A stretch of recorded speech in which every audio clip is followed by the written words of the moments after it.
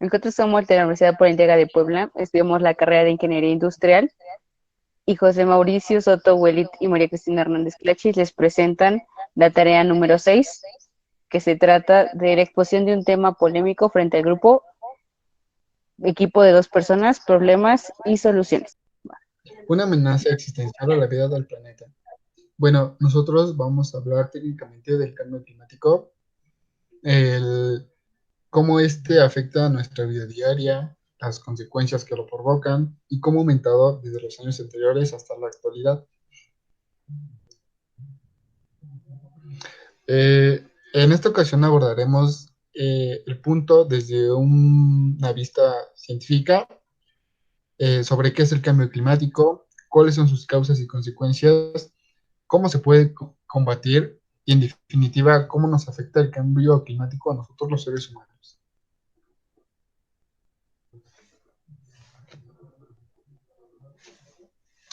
El cambio climático es el aumento de la temperatura del planeta provocado por las emisiones a la atmósfera de gases de efecto invernadero, derivadas de la actividad del ser humano. Estas están provocando variaciones en el clima que de manera natural no se producirían.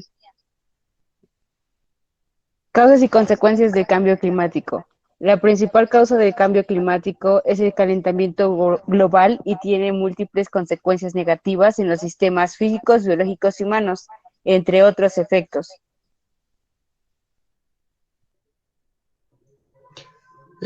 Ahora les voy a hablar un poco sobre, podemos llamarlo así, la principal causa del cambio climático, y este es el efecto invernadero.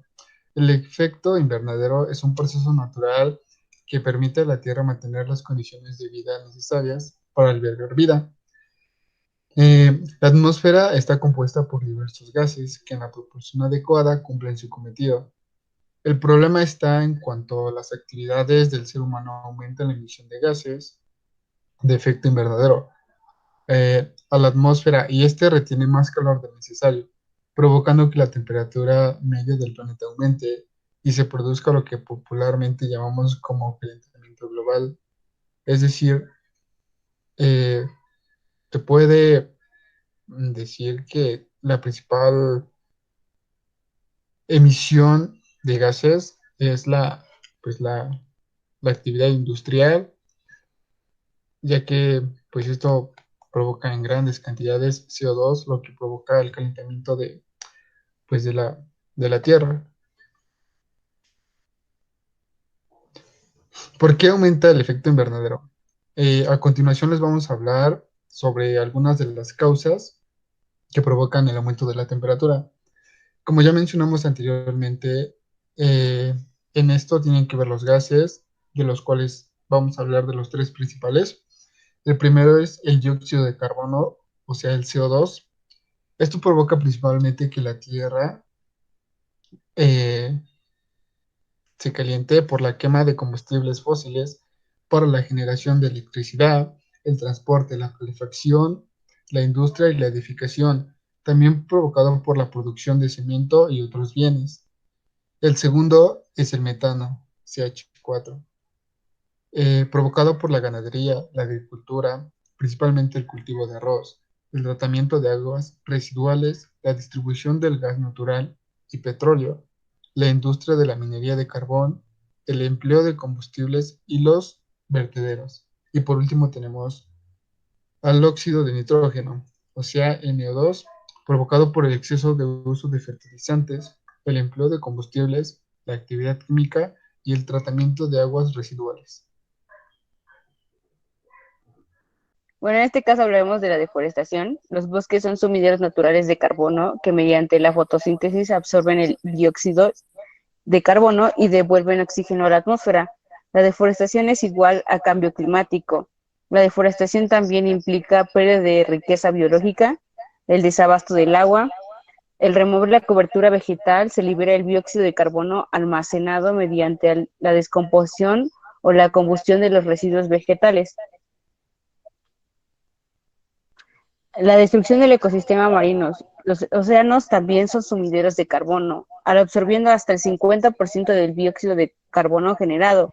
Además de su destrucción, el problema es que cuando alcanza su límite, el océano se acidifica y se producen muertes y enfermedades de la flora y fauna marina.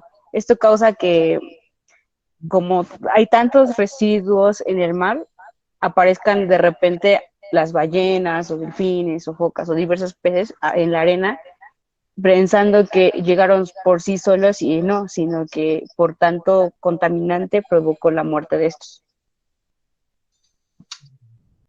Bueno, también debemos hablar del aumento de la población. Una población cada vez más numerosa necesita cada vez más recursos, lo que acelera el aumento de la emisión de gases del efecto invernadero en todos los procesos de la producción. Bueno, esto quiere decir que, pues obviamente, mientras más personas haya, mayor va a ser la necesidad de los bienes y recursos para nosotros. Sin embargo, eh, pues a veces como que no sabemos utilizarlos del todo bien. Por ejemplo, hay personas que compran cajas y cajas, ya sea de latas de refresco o botellas de agua, que a veces solamente las tienen pues guardadas y cuando llega su tiempo de echarse a perder, pues simplemente las tiran, ya sea en la calle, eh, en los parques públicos, incluso a veces hasta en las playas, lo cual provoca que cada vez contaminen más. Lo cual esto, pues, como ya vimos anteriormente, también provoca la pérdida de ecosistemas marinos. Y no solo eso, hace que las industrias cada vez tengan que producir más y más y más bienes, lo cual esto, pues, obviamente emite más gases y obviamente afecta más pues, al cambio climático. Bueno, pues a continuación les vamos a mostrar algunas de las gráficas eh, de los años pasados a los actuales, de cómo ha ido aumentando pues la emisión de gases. En esta gráfica podemos ver la evolución de emisiones globales de CO2 procedentes de combustibles fósiles y de la actividad industrial. Como vemos, pues del año 1959 al 2019, pues sí ha aumentado drásticamente. Bueno, en esta gráfica es la evolución de las emisiones de dióxido por tipo de economía. Esto varía dependiendo de la economía que se va teniendo, es la producción del contaminante que existe en el mundo. De hecho, pues ya empezaba a verse un cambio muy drástico desde el año 1990.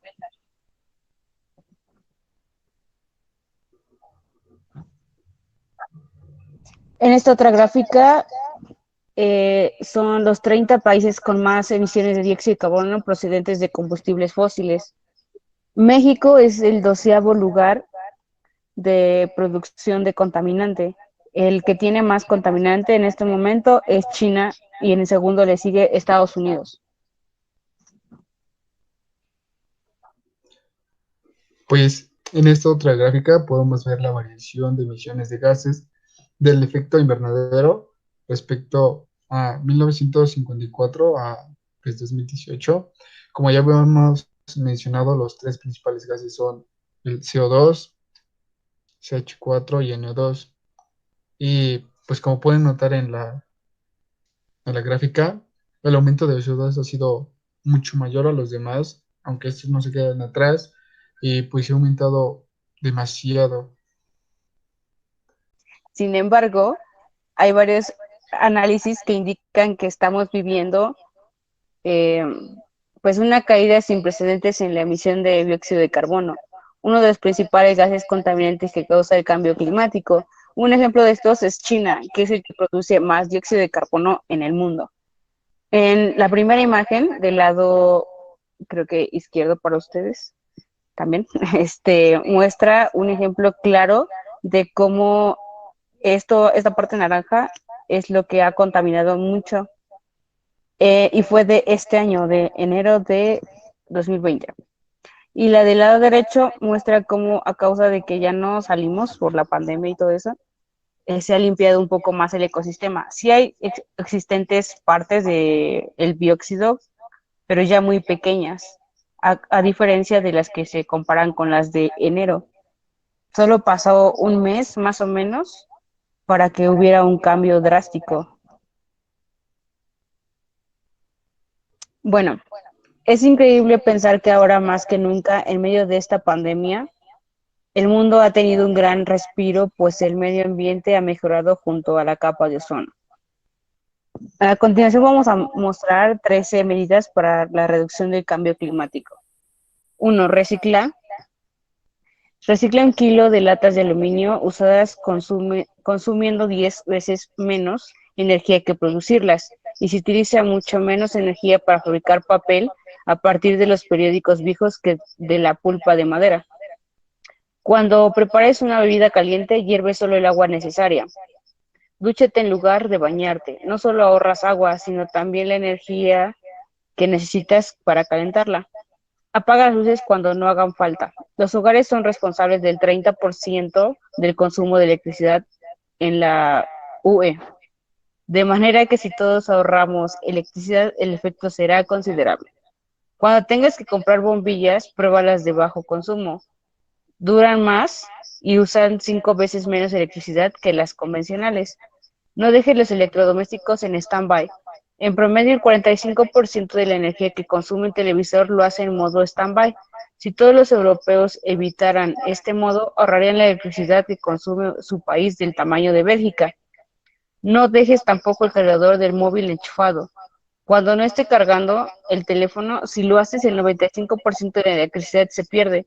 Solo el 5% se usa realmente para recargar la batería de tu celular. Es un nuevo electrodoméstico, por ejemplo, un frigorífico o una lavadora. Cerciórate de que la etiqueta europea de eficiencia energética que todo electrodoméstico debe llevar sea A. Esto garantiza que hace un uso muy eficiente de la energía. Busca productos que lleven etiqueta ecológica europea. Simboliza por una florecita en tiendas y supermercados. Esto significa que los han fabricado ajustándose a normas medioambientales estrictas. No pongas la calefacción muy alta. Bajar la temperatura en solo 1 grado centígrado puede reducir hasta un 7% la factura energética de una familia. La temperatura óptima oscila entre los 18 y 21 grados centígrados. Para ventilar, abre la ventana de par en par durante unos minutos y luego vuelve a cerrar, en vez de dejar que el calor se escape durante mucho rato. El automóvil particular es responsable del 10% de las emisiones de CO2 de la público. La bicicleta y la marcha a pie son alternativas muy baratas y sustentables. Si vas a comprar un coche nuevo, elige un modelo pequeño y eficiente. De acuerdo con la legislación europea, los fabricantes de automóviles deben mostrar la información relativa a la cantidad de CO2 que emiten sus automóviles. Planta un árbol, siempre teniendo en cuenta las características psicológicas de la zona y los permisos necesarios. 5 árboles pueden absorber hasta 1 tonelada de CO2 a lo largo de su vida.